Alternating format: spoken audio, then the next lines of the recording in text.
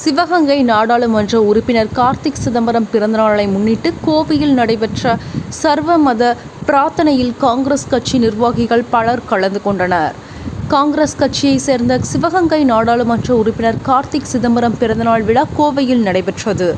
சர்வ மத பிரார்த்தனையாக நடைபெற்ற இந்நிகழ்ச்சியில் முன்னதாக ரேஸ்கோர்ஸ் பகுதியில் உள்ள சாரதாம்பாள் கோவிலில் சிறப்பு பூஜை நடைபெற்றது. தொடர்ந்து பொதுமக்கள் மற்றும் நிர்வாகிகளுக்கு பிரசாதம் வழங்கப்பட்டது. இளைஞர் காங்கிரஸ் தேசிய ஒருங்கிணைப்பாளர் ஹரிஹரசுதரன் தலைமையில் நடைபெற்ற இதில் காங்கிரஸ் கட்சியின் மூத்த தலைவரும் முன்னாள் சட்டமன்ற உறுப்பினருமான எம்.என். கந்தசாமி, கோவை செல்வன், பச்சை மூத்த ஆகியோர் முன்னிலையில் வகித்தனர்.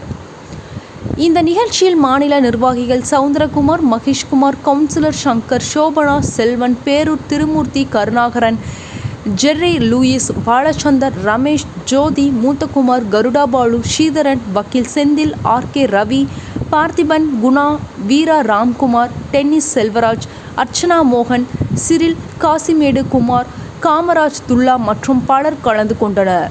பிறந்தநாள் விழாவின் ஒரு பகுதியாக உக்கடத்தில் உள்ள டான் போஸ்கோ அன்பு இல்லத்தில் ஆதரவற்ற குழந்தைகளுக்கு உணவு வழங்கப்பட்டது.